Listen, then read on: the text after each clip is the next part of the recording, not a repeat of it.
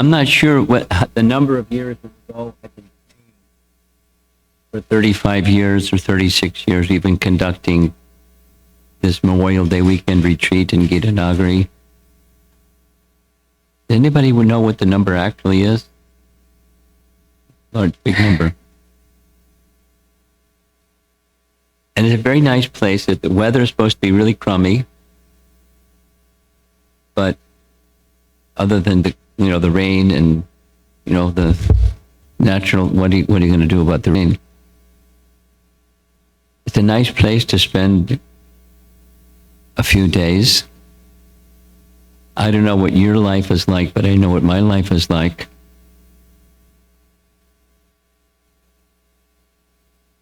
It's nice to be in one place where it's trees and cows and peace and quiet, and the atmosphere is just fantastic.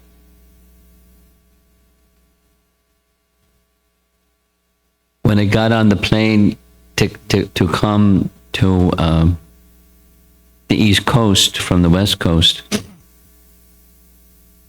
there was a airline stewardess lady that was very helpful, unlike many that aren't always so helpful. And she looked at me and said, "How are you doing?" I said, 10%. The other 90% is back in Beijing. She said, "Oh, really?" My life years are somewhere in between now. But yeah, I'm sure it'll be fully normal again once being settled here in Gita Nagari for the weekend. What to speak of the association, what to speak of Hari Parshad Prabhu. Is he here in the temple room? Where is he? There he is. Hey, I heard they have a garland for you.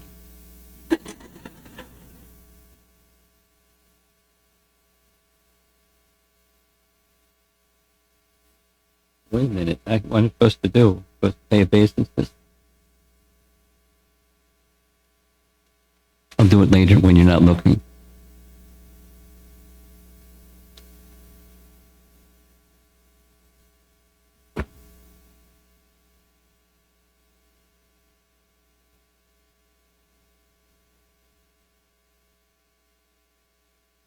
Have you been to Gita Nagari before? You've seen pictures. That's about it. Moo. There's some nice history here.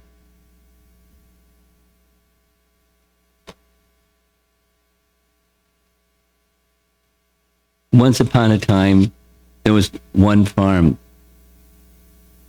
And it was New Vrindavan, Kirtananda. And there was a devotee that was like his right-hand man, and his right-hand man and Kirtananda weren't getting along so well together. So he got permission from Prabhupada and he shifted over here to start another one. The simple living, high thinking farm community. Paramananda. And Satyabhama, his husband and wife. And some cows, moo, cow. And he wanted to, plow the field by hand, and he was that kind of a personality, and very attractive. And one fine day, here came Radha Damodar. You know the history of Radha Damodar. Vishnu Jan Swami and the Radha Damodar bus party, and then he, Tamal Krishna Maharaj, and became too much for the rest of the world.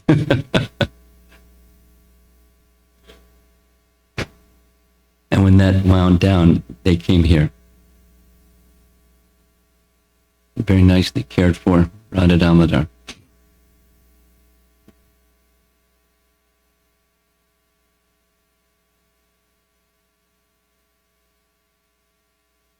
So the topic, when I invited Hari Parshad Prabhu to come, he consulted with certain people he had to consult with and got be okay. He could come, and he came. So the topic, I asked him what topic you would like to speak about, so he selected the topic. It was very quick. Krishna and Braj.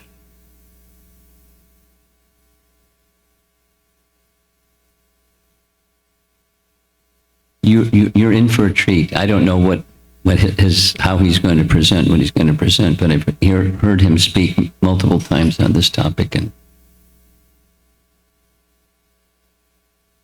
I'm looking forward to hearing his classes. So I selected a topic that's kind of opposite from, but in connection with, Krishna leaving Vrindavan and the person responsible for Krishna's leaving Vrindavan.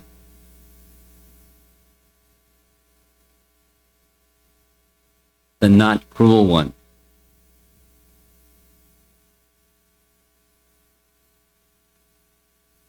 When you spoke on this topic, you said some things, and I want to be responsive to some of those things that you said.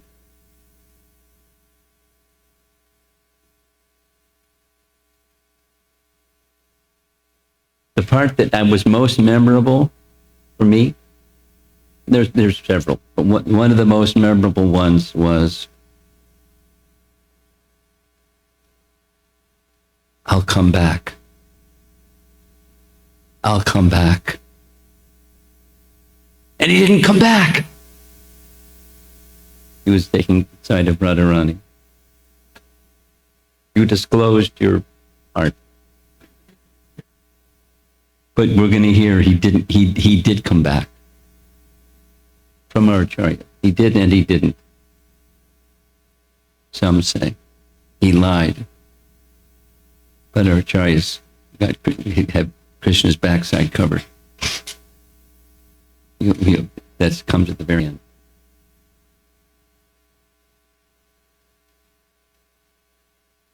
So this is the title, Bound by Law, Led by Love, Sri Akrura's Journey to the Sacred Vrindavan. So this first class, Friday evening class, has three parts. A little bit of the history, the ancestry and lineage of Akrura, something about the age at which Krishna was brought from Vrindavan to Mathura by Akrura, and it's part of a big mystery. And then the final is mainly from Gopal Champu. Krishna had a dream of killing Kamsa. And then in Gopal Champu, he's meditating on the dream of killing Kamsa.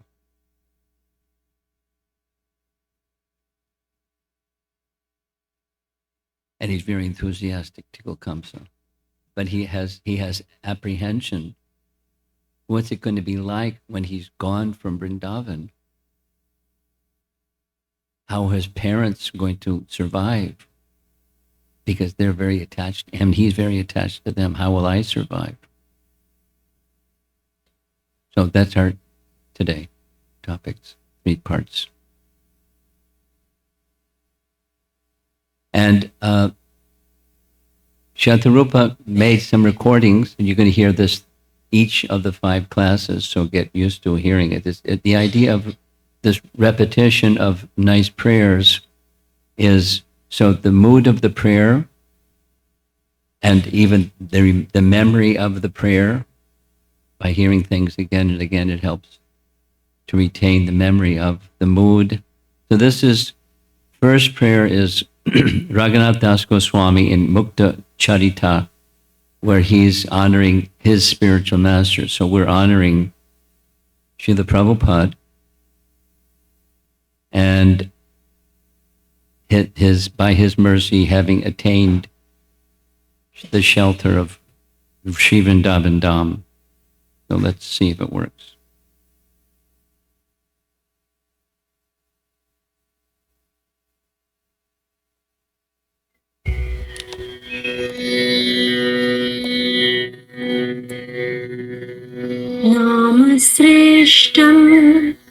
मनुमपि सचीपुत्रम् अत्र स्वरूपम् रूपं तस्याग्रजम् पुरपुरीं मातुरीं गोष्ठवाती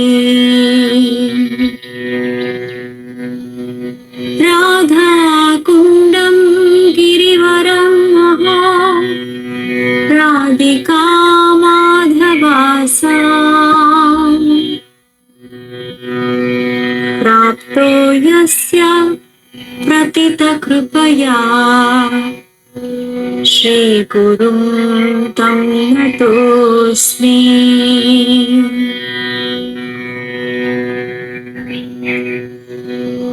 नाम श्रेष्ठं मनुमपि सचीपुत्रम् अत्र स्वरूपम्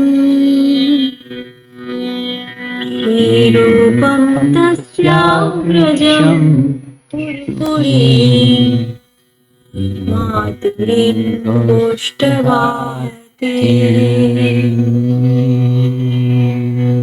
राधाकुण्डं गिरिवरं महा राधिका माधवासा प्राप्तो यस्य प्रतितकृपया श्रीगुरुं तं नतोऽस्मि।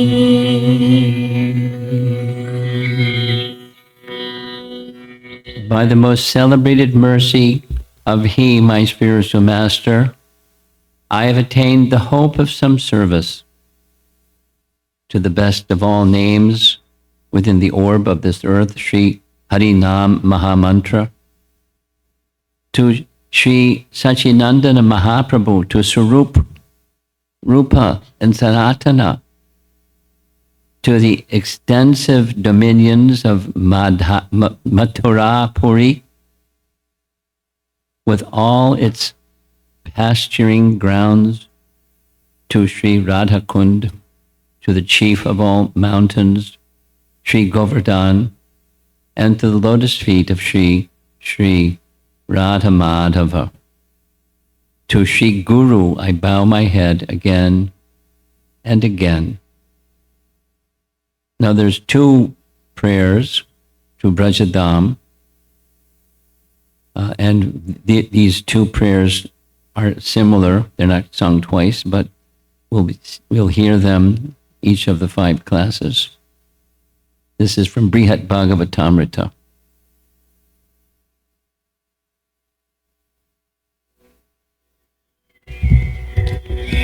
जयति जयति वृन्दारण्यमेतन्मुरारे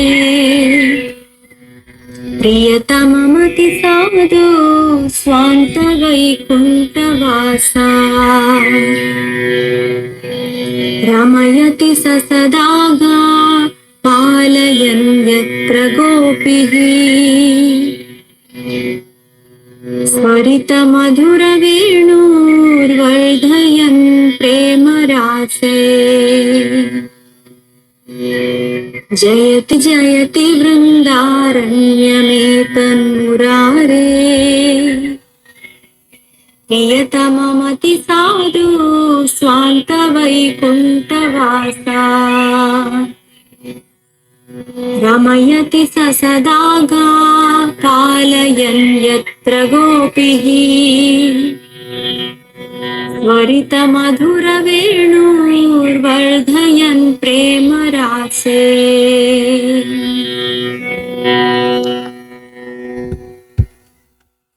All glories to Lord Murari's Vrindavan forest. He prefers residing here to residing in Vaikuntha, or in the hearts of elevated saints in Vrindavan. While always tending his cows, he gives pleasure to the gopis, whose love for him in the mood of the rasa dance, and he increases by sweetly playing his flute. whose love for him in the mood of the rasa dance he increases by sweetly playing his flute. And one more.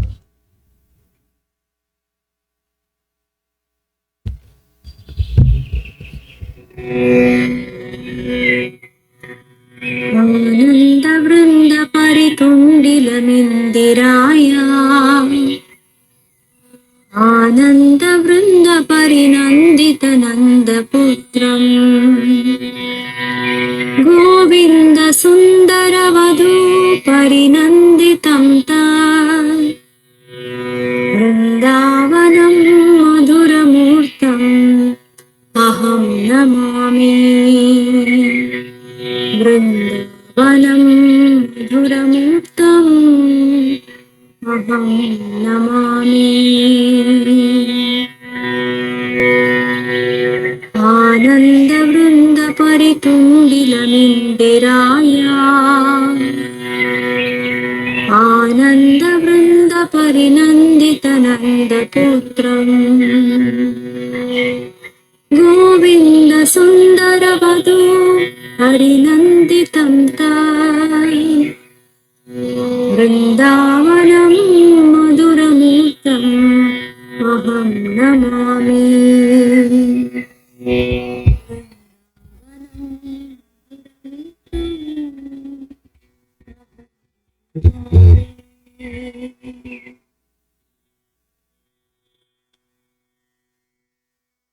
I worship Sri Vrindavan, the abode of Srimati Radharani, which gives ever-increasing, overflowing bliss to the son of Nanda Maharaj. There, the beautiful damsels of Vraja increase the bliss of Lord Govinda even more, making Vrindavan the embodiment of all sweetness. So, two very nice prayers entering into Vrindavan mood. And here's the 5 parts. The introduction I've already outlined. The second is the Vandanam, the prayers of Akrura as he's making his way to see Krishna. He hasn't met Krishna yet, but the anticipation of meeting Krishna is his pure devotion. It's his prayers. It's his particular glorification amongst the 9 processes of bhakti. Darshanam, he sees Krishna and Balaram, and that's very special. It has its own section. His cruel feature, his departure from Vrindavan, and then his vision when he stops the chariot to have Krishna and Balaram take their bath, and then he enters into the same Akrura Ghat. We'll hear that whole description. Krishna never leaves Vrindavan.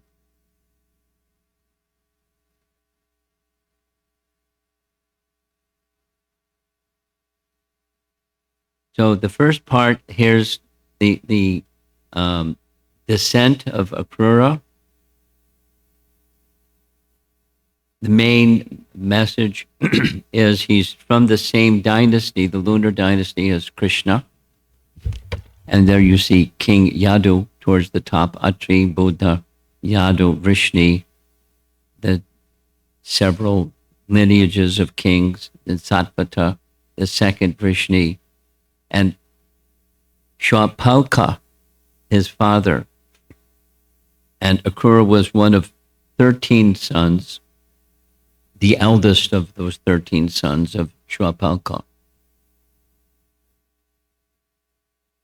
So he's in the same line as Krishna, the same line as Krishna's father, Vasudeva.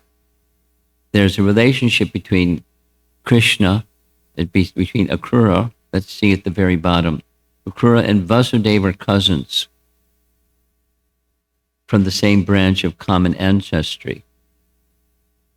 So there's the Satvata and Vrishni again, and the Sura dynasty, and Vasudeva is his son, and the wives of Vasudeva, including Pritha or Kunti. So Akrura and Vasudeva were cousins, distant cousins. And then this other is Akrura has a ancestral relationship with Kamsa. There are different branches of common ancestry. Now there's some detail here that the chart indicates, and commonly it's said, that Kamsa was the son of Ugrasena. But there's some detail we'll hear as we go along. Wasn't quite exactly like that.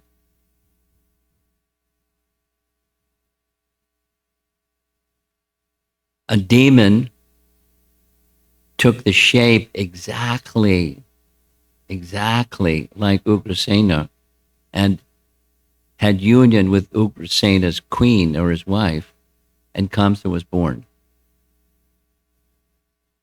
And when the wife or the queen of Ugrasena came to understand what had happened, because she didn't initially understand what happened, she cursed the demon and she cursed her son, the not yet born child. And therefore it is said Kamsa was what Kamsa was. He wasn't like the rest of the royal family that he was from, because he wasn't. The son of a demon. Here's some of the services that we find in the Bhagavatam about Akrura. During a period of time, he was a military leader. The service that he had while living in Mathura was he was a minister, an elder minister, a very trusted person in the family dynasty. But before that period of time, when he was somewhat younger, he was a military commander-in-chief of their armies. When Krishna made some arrangement for Arjuna to kidnap Subhadra in Dwarka, Akrura was in Dwarka. And when Krishna went to meet when Krishna went to meet Arjuna, he took Akrura with him. And they congratulated, well done, well done. Let's go back to Dwarka and have a nice wedding. Akrura was present when Abhimanyu, the son of Subhadra, married with Uttara. He was present in that wedding arrangement. He was also present when he took Krishna and Balaram to Mathura. On the order of Krishna, Akrura went to Hastinapur. He met with Dhritarashtra, and he understood the behavior of Dhritarashtra. He consoled Kunti Devi, offered spiritual wisdom to Dhritarashtra, who couldn't hear anything. And when he understood how poor his mentality was, he returned back to Mathura.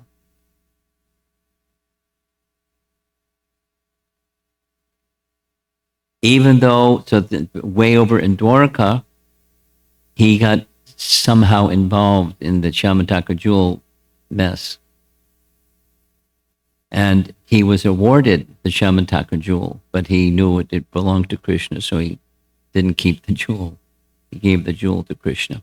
The long involved narration, especially when Rupa Goswami deals with it.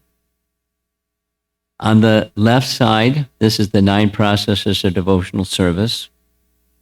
And one of those 9 processes of devotional service, right in the middle, Vandanam, that's Akrura offering obeisances to Krishna. And he achieved perfection. According to Rupa Goswami's writings in Bhakti Rasamrita Sindhu, he achieved perfection by offering prayers to the Lord.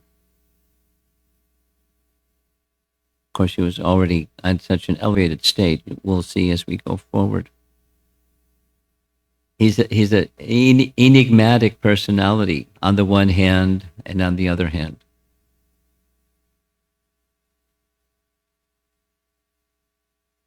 And one of the specific mentions in Bhakti Rasamrita Sindhu is that he was particularly gifted in this one area of devotional service in comparison to others.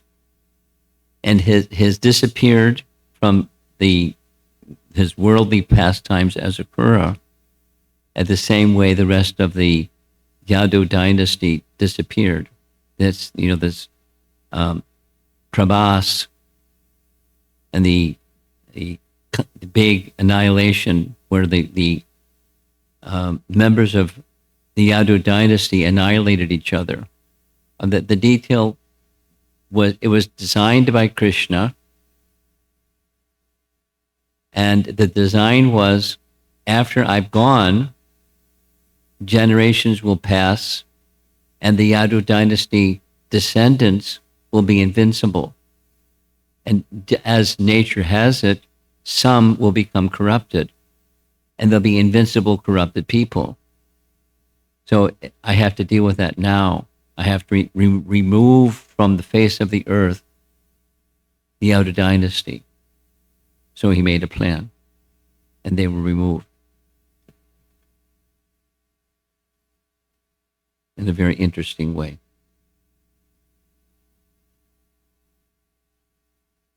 They became absorbed in the festivity by the illusory power of Krishna. They became intoxicated from drinking rice wine, drinking liquor. Srimad Bhagavatam, the chapter summary from chapter 30 of Canto 11. Losing their intelligence, they began killing one another until not a man was left alive. Here's a description. Their mutual enmity aroused. Pradyumna fought fiercely against Samba, Akrura against Kunti Bhoja, Aniruddha against Satyaki, Subhadra against the Sagramadjit, Sumitra against Surata, and the two Gadas against each other. Correctly here. Translation. BBT translation of a verse from chapter 30. So he was involved in this self-annihilation in Prabhas. That's how he disappeared. Now, this pastime, a little narration is due. This pastime takes place after all of Krishna's pastimes in Vrindavan. All of Krishna's pastimes in Vrindavan include the Rasa Leela, just a few chapters before this chapter of Pura coming and killing of demons and so forth. So Krishna's age, you'll hear, there was you should have received. If you didn't receive, please complain to somebody, not me. You should have received a document, 2 documents. One of those is some detailed research that was done by somebody in the room here who researched how Krishna manifests different ages at will at any time. He's not bound by, it's like his appearance in the prison house of Kamsa, forearm form, soon baby form, and so forth and so on. When he performed the Rasa Leela dance, you will hear some of the references just now. Although he was 11 years old, he appeared as if 15 years old. He's not limited by time or space or anything. He's not limited by anything. So this pastime of going to Mathura with Akrura was and killing Kamsa and Chandra and Mushtika. He's 11 years old. But as if he's a teenager, appearing like that. It spends some time. There's a whole section on this topic, plus the handout, and a lot of research done. Akrura did the research, and a few other people assisted. That there's some there's lots of things going on. There's some chronology as if Krishna is an entity of this world. So he has behaviors as if an entity of this world. At the same time, he's not at all. So it's important to bear that in mind. That's all what this main section is. His age, and what he's doing whatever he wants to do at any time anyways. The sweet opulence of manifesting all pastimes at all ages, at all times, which is itself a distinctive quality. That's the introduction to this section. From Bhagavatam, Canto 3, Chapter 2, this is Uddhava speaking. Krishna was only 11 years old when he killed Kamsa, as verified by Uddhava's words, Ekadasa samas tatra gudarchi sa balo vasat. Like a covered flame, Krishna remained there incognito with Balaram for 11 years. So there he is, an 11-year-old smashing Kamsa, who was a global terrorist. And there's Chandra and Mushtika flattened out already. And there's Balaram with one of the elephant tusks of Kuvalyapita that Krishna broke off and gave him one of them.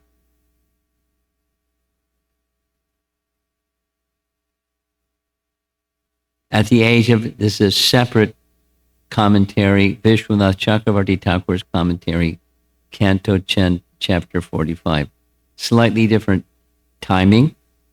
At the age of 10 years and 7 months, on the 11th lunar day of the dark fortnight of the month of Chaitra, Krishna went to Mathura. On the 14th day, thereafter, he killed Kamsa. Thus, Krishna completed his Kaishora period at age 10, which normally goes a little bit longer, and he eternally remains at that age. Well, he eternally remains at 15, 16, but here Vishwanath is saying, so he's very flexible in his appearances. From Brihat Bhagavatamrita, Nara inspires Gopakumar to listen carefully to this important narration. How can I describe the greatness of the land of Braja, where the personality of Godhead displays his own beautiful form? He may possess the same transcendental nature everywhere, but even in his company, the devotees in other places other than Brajabhumi don't feel the same ecstasy.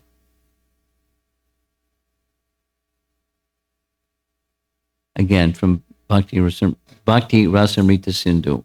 This is Rupa Goswami. When Krishna is in the delicate Poganda age, he appears to be in the Kaishora age for certain types of persons in Dasya Rasa. He takes appearance to match the rasa of the devotees, whatever his age may be. Again, Bhakti Rasamrita Sindhu. Though Krishna is beautiful in the age of Navayovana, or late Kaishora age, he appears as if he were still in the Poganda age for those fixed in pure Vatsalya, indicating when Krishna is releasing Vasudeva and Devaki from the prison house of Kamsa after smashing Kamsa. In Braja,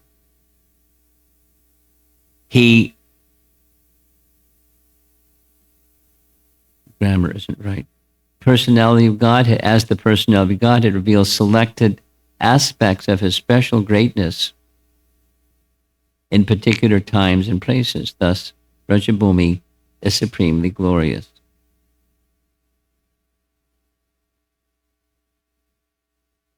For one reason or another, Krishna chooses in some instances to show his eternal glories, and in others to allow his personal energies to conceal them.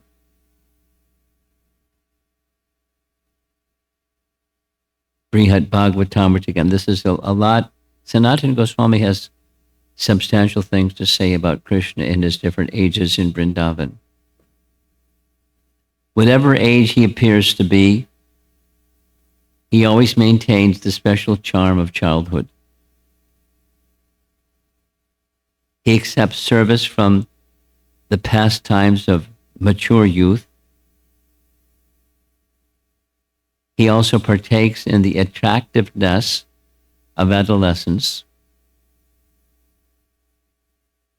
At every moment, his personal qualities appear newer and newer. This is Sanatana Goswami, or translation of Sanatana Goswami's writings in Brihad Bhagavatamrita. No matter how old Krishna may be, he always has the special qualities of childhood: extreme gentleness, naughty behavior, absence of facial hair, and so on. Still, Krishna is always clever and skillful, like a mature young adult, and yet he always displays the qualities of a 15-year-old adolescent. Very flexible. Back again to Bhakti Rasamrita Sindhu. Even though the age of youth is said to be the swarup of the protagonist Krishna, alambana, it is also considered to be the stimulus or udipana because of appearing as one among many forms of ages, many forms of age. Here's, you perhaps recognize the pastime.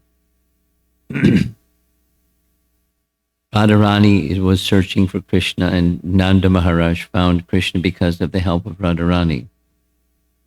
And so he's very grateful. So she also can assume shapes and ages of different sizes and to match the intention and the participants of the various associates of Krishna.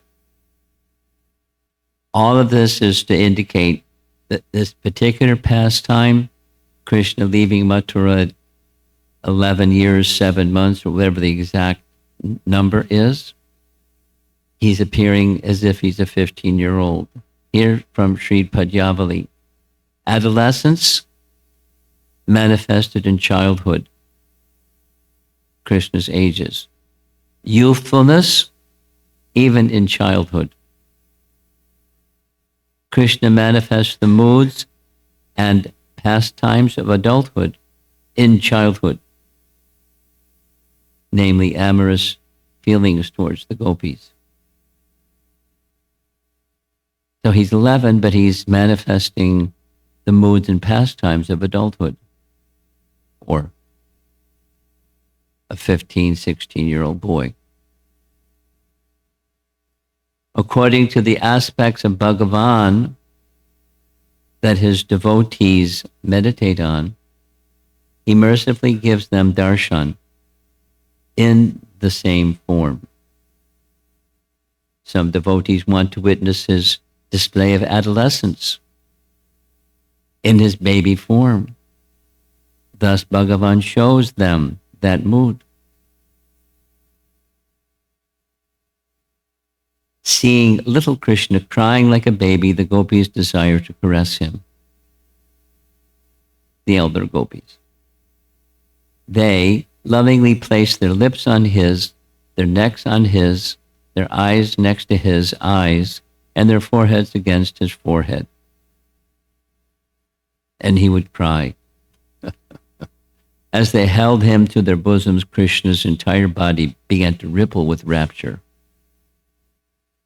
So their love for him was reciprocated with exactly according to their love for him, then Krishna manifesting forms and moods and ecstasies to match their love, especially in Vrindavan.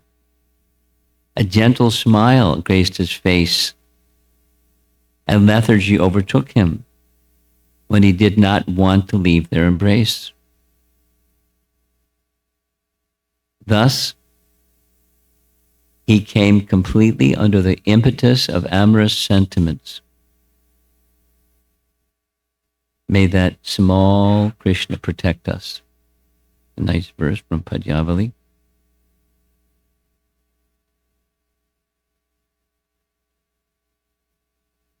The gopis complained, "We will tell your mother what you have done. How, even though you pretend to be only a small child, you enjoy amorous pastimes with the doe-eyed girls, delighting in their eyes in the caves of Govardhan Hill?"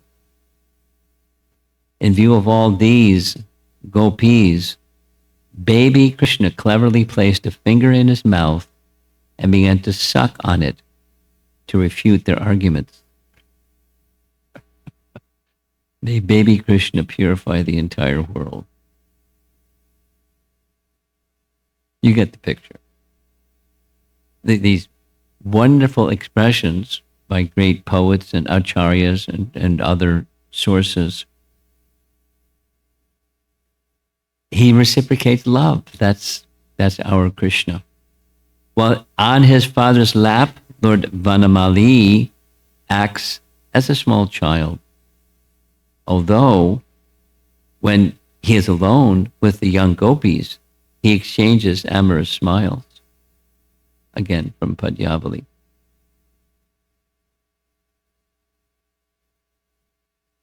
Rupa Goswami, again.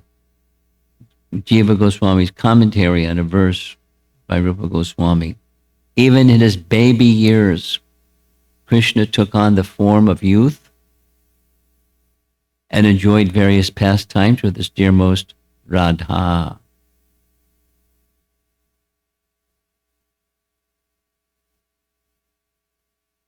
The critics didn't look right.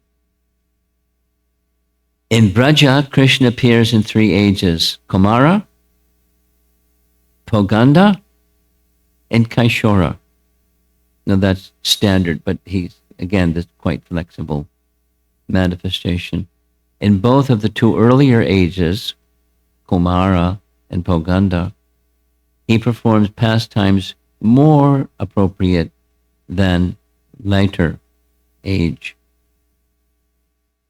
Narada says, all those pastimes are an ocean of nectar, and though my tongue is always eager to relish their sweetness, it is terrified of drowning in them. Narada Muni. So, probably no need to summarize, but I'll summarize. This pastime of Krishna being taken from Mathura, from Vrindavan to Mathura, is little after 11 years, around 11 years, before 12 years. And before that, so many pastimes are performed that are baby-like and so forth and so on, but it not at all dependent upon whatever his age actually is by worldly standards of age. He's a reciprocator of love with the residents of Vrindavan, who love him so much And he loves them so much, so much so he just appears as they wish to see him. Now, this is the third section and final section for this evening. Before the pastime occurs, Krishna has a dream, and it's found in Gopal Champu, Compliments of Jiva Goswami. The way that Gopal Champu is presented, there's a speaker and a listener, one who's asking, one who's answering. Madhukanta is the one that's answering. And he's going to be describing Krishna's thoughts and his feelings after having this dream of killing Kamsa. One morning, for a moment, Krishna began thinking with restless eyes. Nice painting.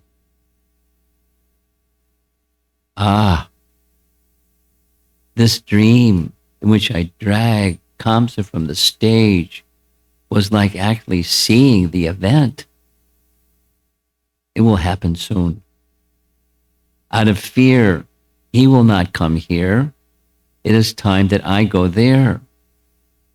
Without the killing of Kamsa, who constantly afflicts the Vrishnis now and has sent rascals to kill me, my parents in Mathura and Braja will be filled with fear. No, Jiva Goswami and Gopal Champu was having Krishna acknowledge he has two sets of parents. As Prabhupada says, the foster parents, Nanda and Yashoda. But who's really his parents? Anyways, he has no parents. He's the father of all living entities. But Gopal Champu. My parents in Mathura and Braja will be filled with fear. As long as Kamsa is alive, he's a terrorist. So I have to do something about it. So this is Krishna's contemplation. If I delay in doing this, I think it will not be auspicious for the lives of my mother and father. If I leave them and go, I will become insane with disturbance by my internal wind, as if he's a human being. While Krishna lay on his bed, lamenting for a long time, Keshi approached. Now, the background is, when Akrura was sent, simultaneously Keshi was sent, because Akrura wanted to kill Krishna like anything. And he had just been told by Narada, that eighth child of Devaki, that one? Was prophesied that he would kill you. He's in Vrindavan. Get him. Because he knew Krishna would kill him. And he wanted to hasten Krishna killing. It's very puzzling in one sense and very understandable in another sense. Because Narada Muni has full understanding, not only that Krishna is the Supreme Personality of Godhead, but he has the whole picture of past, present, future, all of his pastimes. And he wants to hasten Krishna killing Kamsa. So he goes to Kamsa. Hey, Kamsa, guess what? And he discloses everything. That eighth child of Devaki, that one? Vasudeva pricked you. When that eighth child was born, Vasudeva carried that eighth child into Vrindavan. He drew his sword. He was going to chop the head of Vasudeva. No. Vasudeva isn't going to harm you. Krishna is going to harm you. Get Krishna.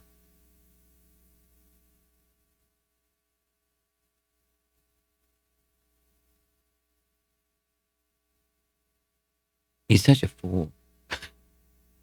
He put his sword away sent Keshi and called Akrura to bring Krishna to kill him in case Keshi didn't kill him. Anyway, we'll hear as we go forward tomorrow morning. While Krishna lay on his bed, lamenting for a long time, Keshi approached. So he's still in bed that morning. During that day after he killed Keshi, this is from Krishna book, chapter 45.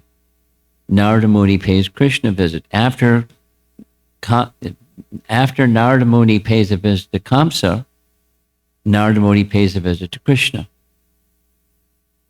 And the arrangement is that Krishna's tending the cows after killing Keshi, and he's off in the pasturing ground. Narada makes an arrangement to meet privately with Krishna. So they're sitting, and it's a really wonderful chapter. In detail, there's like three parts of that chapter. Narada Muni, glorification, glorification, glorification, glorification. You're the Supreme Personality of Godhead. You're the source of everything. You're the creator, maintainer, and dissolver of the universe, past, present, or future. You're the Supreme, you're Bhagavan. You're the Supreme Bhagavan. And Krishna is sitting there listening. And then Narada, starts describing Krishna's various incarnations and what he does in those past incarnations, what he's going to do tomorrow and kill Kamsa. And then what are you going to do after that? What are you going to do after that?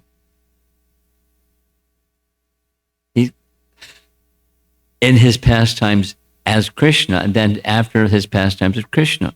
Narada Muni is saying all these old things. So Krishna is having these emotions from Gopal Champu of what, I have to kill Kamsa, but if I go to kill Kamsa, then my mother and father, what's going to happen to them? They won't be able to maintain themselves in my physical absence. And his human-like turmoil is swirling, and Narada Muni comes and consoles him.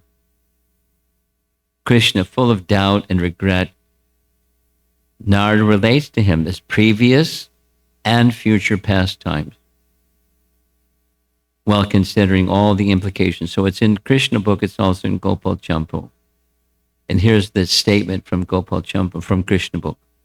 The day after tomorrow, I shall see demons like Chanura, Mushtika, and the other wrestlers, and elephants, as well as Kamsa himself, killed by you. I shall see this with my own eyes. And then he goes on saying that all the other pastimes of killing other demons, he's seeing into the future as well as into the past. After having described, Krishna knows. He doesn't need Narada to tell him. But then Krishna's later going to, in Gopal Champu, because Narada said it's got to happen, because he's Narada Muni. He said, I'm going to kill Kamsa, so it's got to happen. It's this, not only his age is very flexible, his roles are totally bewildering. They're not ordinary by any means at all. The protector of all auspiciousness, Krishna, then dispatched Narada and returned to Braja with the cows, still disturbed, but playing with his friends with a happy face. So there's Krishna and the cows and cowherd boys, as if everything is just fine. Many thoughts came in Krishna's mind. I will go off and kill Kamsa, but the love for my parents is the greatest obstacle. How will I tolerate the grief of separation from Braja?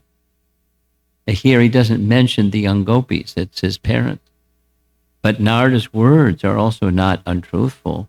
What's the use of these bad thoughts full of sorrow? As if he doesn't know. I mean, Narada knows, he knows, but it's as if he doesn't know. He's experiencing emotion stirred by Narada Muni. That's what Krishna does. It is necessary to remember the great happiness of meeting again in Braja after a brief separation. So that's his consolation. I'll come back. Although he didn't come back. Although he came back.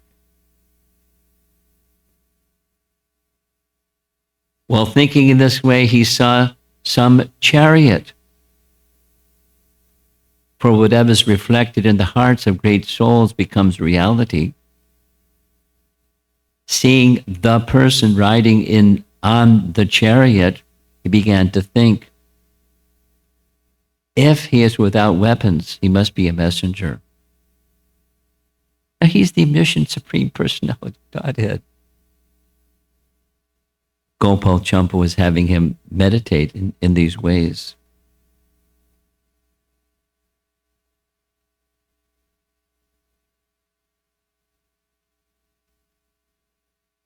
So that's the introduction.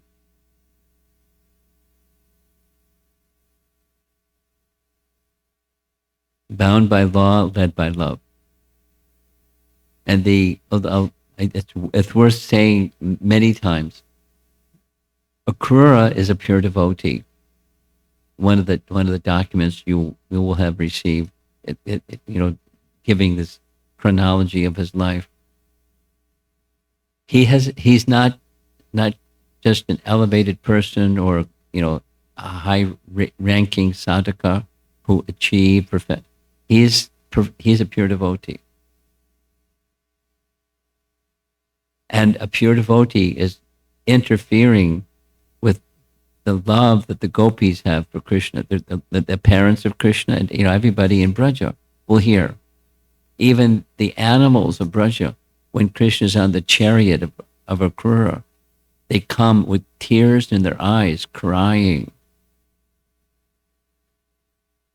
Wolves and jackals and the cows and just to see Krishna depart on Akrura's chariot, and they're crying. Unbelievable. The intensity of love of the residents of Vrindavan for Krishna it's otherworldly. And similarly, Krishna's love for them. And he's leaving.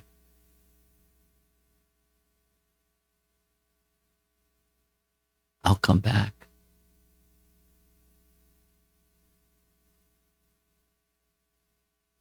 Okay.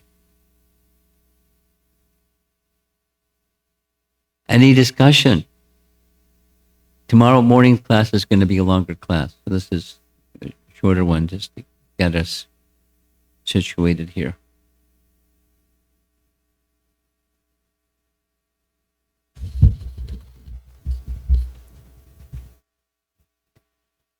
Guru Maharaj, even a pure devotee, in the course of rendering his service to Krishna, can have impacts on other devotees. Yeah.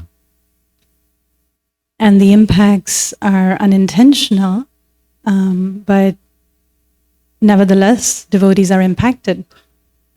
So my understanding is that the consequence of Akrura getting involved in the Shamataka jewel controversy and therefore being devoid of Krishna's association by fleeing Dwarka was because of the offense to the devotees. So is his offense in the fact that he did not take responsibility for the impacts? Because in one sense, you could say he's simply rendering a service. What is the offense there? And I'm specifically asking this because as a very fallible soul, even I may try to be careful in rendering my service, I recognize that devotees are often impacted by me. So is my solace in being able to own up to those impacts and take responsibility and do the repair work. Well, it's a little, yeah, true thing. It's a little difficult to make the comparison of what Akrura did and why Akrura did what Akrura did and the consequences of what Akrura did and stuff that we do. It's more than, a little bit of a stretch. It's just on, very different platforms.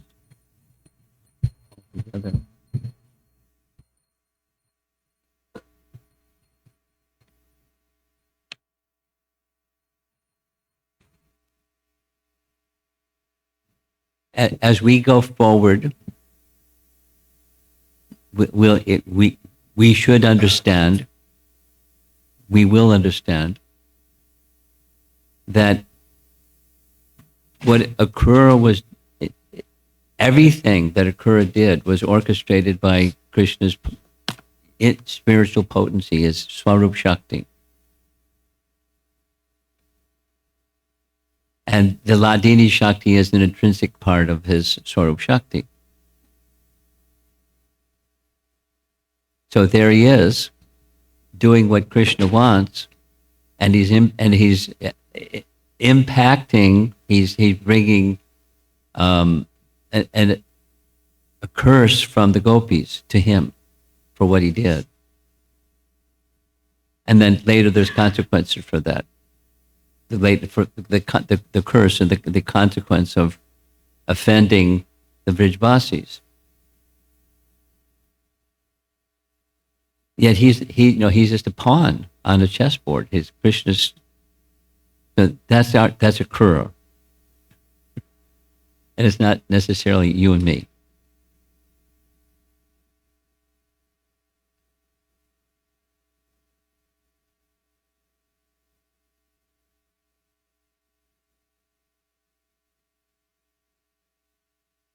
We can understand from pure devotees like Akrura, there are consequences. Even when you're a pawn on Krishna's chessboard, there's consequences. You're only doing what Krishna wants and not otherwise. And lovingly doing what Krishna wants. In pure bhakti, doing what Krishna wants. And there's consequences. But it's just part of the realm of transcendence that's different than the realm of not transcendence.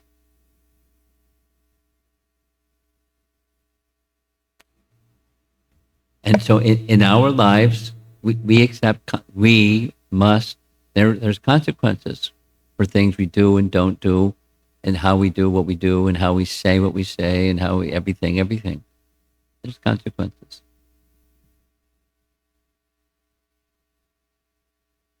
And it's right in the Bhagavatam. We accept. But the prayer, when when facing nose to nose with those consequences, let my mind not budge an inch from the lotus feet of the personality of Godhead in the mood of serving him in the association of pure devotees. That's pure bhakti, where there's consequences.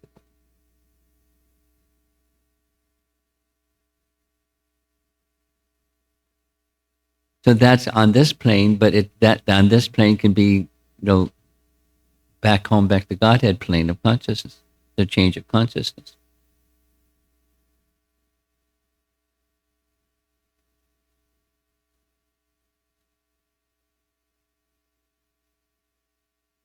In short, there's lessons to be learned, but we don't make a one-to-one match with what we do and what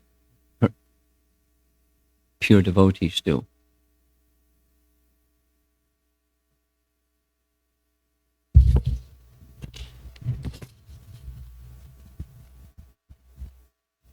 There's a hand up in the back.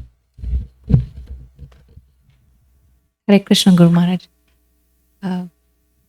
We've heard in pure devotees' lives, when they hear the pastimes of Krishna or see his form, various factors stimulate their love for him and deepens and stirs their heart and stirs their emotion.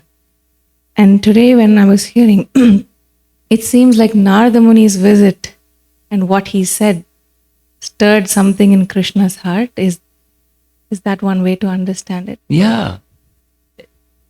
It's reciprocal.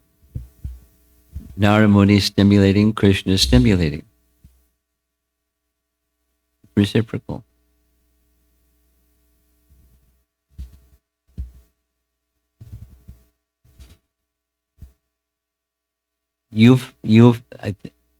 I'm sure you've heard me say, because I've said it multiple times. When Krishna appears, there's principal reasons that he identifies in Bhagavad Gita. And he comes to stimulate love or rasa. And he's experiencing rasa and he's stimulating rasa within the hearts of his devotees. And so it's diverse. It's very, very fluid. And he moved from this to that, and the hearts move from this to that, and because it's very similar to what Sri Radhika said, it's impactful when Krishna does something or says something or just glances or his pure devotee does any of those things. It moves the hearts of others. And that's the spiritual reality, the spiritual realm. One of the essential features of what Krishna does in different ways at different times with different devotees.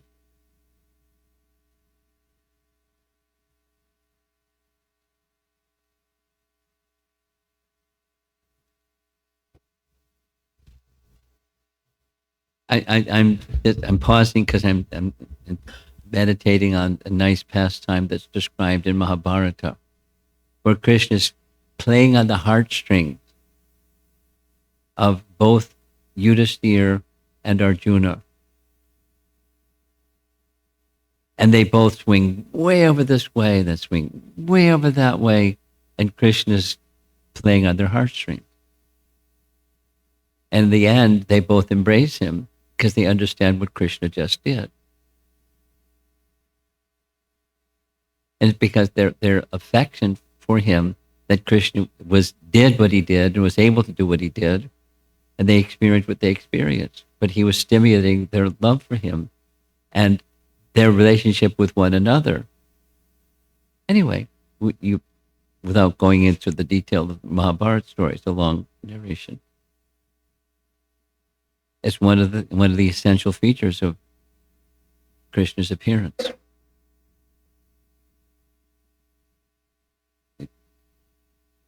Stimulation of ecstatic love. His favorite topic, bhakti rasa.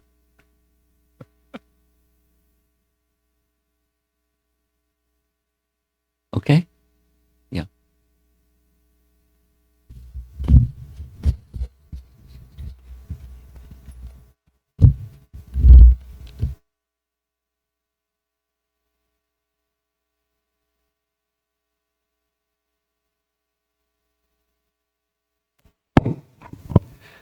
Two questions, Maharaj.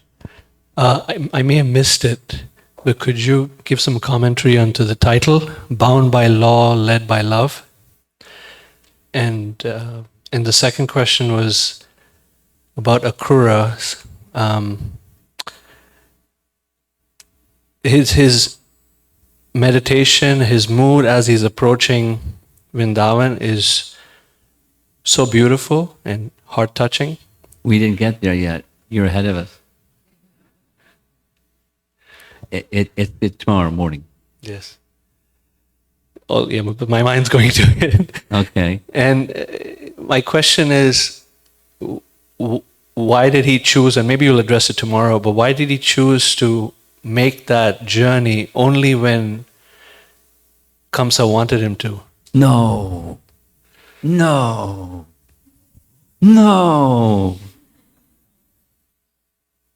It's like Narada. He wanted what Krishna wanted, not what Kamsa wanted. No, fie on Kamsa. Krishna's going to kill him. So fie on Kamsa. Not like. He's the Supreme Personality of Godhead. Kamsa's in cuckoo land. And Krishna's the Supreme Personality of Godhead. And he wants to kill Krishna? Okay. Okay, I'll bring him. Okay. You're going to get it. He didn't say it like that. We'll repeat, a little bit what he said, how he responded to the request tomorrow morning. But he was the same as Narada. Finish this Kamsa. And he knew that he would be perceived differently. He knew that he would bring disruption to all the residents of Braja. He knew, because his love was like their love, or their love was like his love. And he knew what he was doing. Krishna wants it. And the answer is yes, whatever Krishna wants. That's the second question.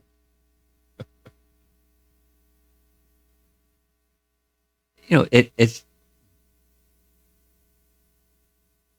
why did Narada go to visit Mathura, be received very graciously by Kamsa, who is a murderer, and disclose to him, get him. No, not Vasudeva. He's not going to harm you. He's a small fry. Don't worry about Vasudeva. Put your sword away. Krishna. Because he knows he knows the pastime before it happens. Krishna's going to kill him. So get Krishna. They're different personalities, but the heart orientation towards Krishna is quite similar. They're pure devotees. And Krishna has a desire, a pastime desire. And it's going to happen. So let me be part of that pastime desire. He's not a sadhaka. He's not like us. He's pure devotee. It's puzzling. Because, in fact, he breaks the hearts of the residents of Vrindavan.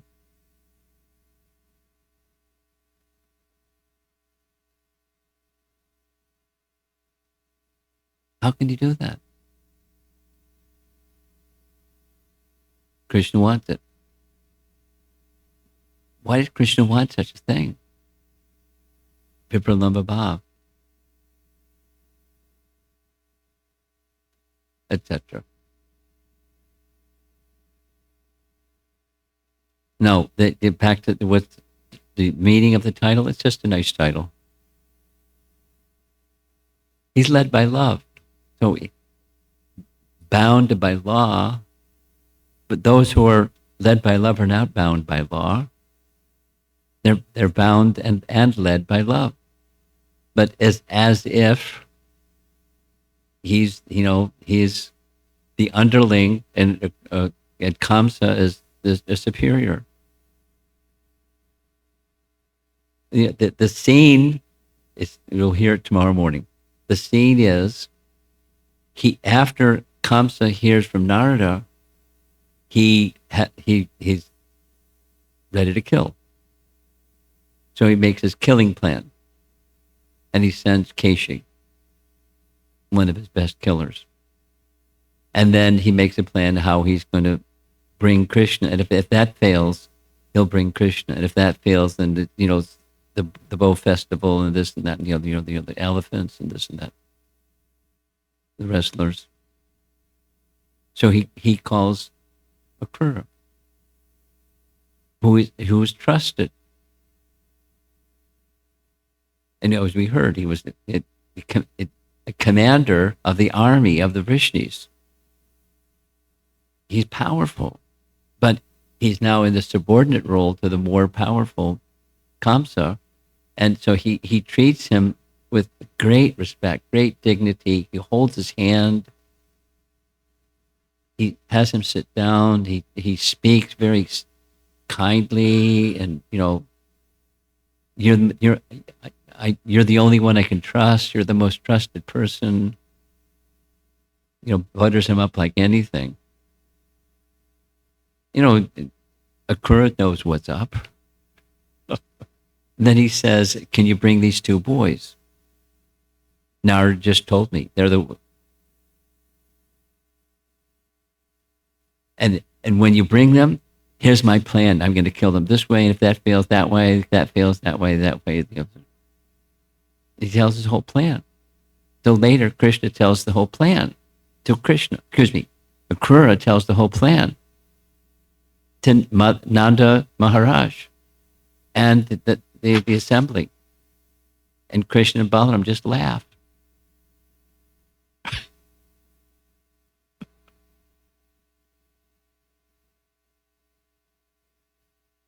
Anyway, and then Nanda is his son. So he asked his elder brother, Upananda. And what Upananda says, what your son says is right. We should go. We should all go and bring tribute to the king. Bring our dairy, this and that and the other thing. Because if we don't, it'll be more trouble for our sons, for Krishna Balaram, and for us. So we should go. So they go. Because Upananda said. Because Krishna said. Because he wants. Leela. Kill Kamsa, Leela. And then what happens after killing Kamsa? Kubja and this and that. It's past loving exchanges with his devotees in annihilating the demons. And breaking the hearts of the residents of Vrindavan. That's the final section. That's the title.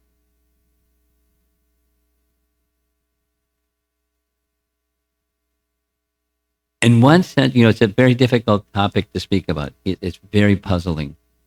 It's the most, as he said in one of his previous classes, he's the one personality who has the wrong name. He should be called Krura, not Akrura. How cruel. And they say, the gopis say, you have the wrong name. Anyway. Anyone else? Yeah, I think we'll take one final question. We're going to end. Maharaj, I was going to ask if you could elaborate on some of the verses, like the poetry in some of the verses that kind of stood out to me as you were reading them. One of them was when Krishna was describing his feelings and he said he would become insane with disturbance by his internal wind. And I was just curious what that even kind of means. Say it again slower. That Krishna will become insane with disturbance by his internal wind. It's Gopal Champu, Jiva Goswami writing as if Krishna is meditating on being an ordinary person. Because he has different moods, and one of them is that one. So for ordinary persons, they can be disturbed, mentally disturbed by the movements of air in the body. I'll go mad. I can go mad at the anticipation of the sadness of my mother and father missing me. Just even going and long enough to go and kill Kamsa and come back. Because at least in that scenario, that little section of Gopal Champu, he's not expressing at least the plan that he's not going to come back for a long time. But so we'll hear further, but that's the meaning.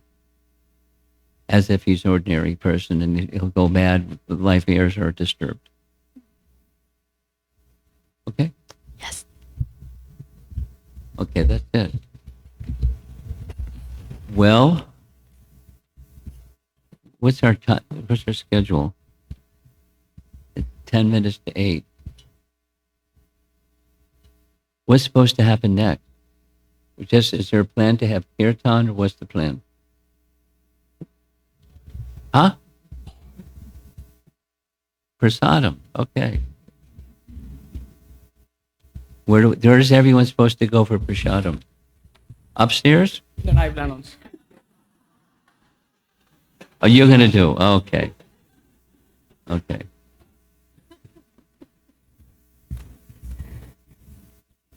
A warm welcome to all of you. Quick 3 announcements.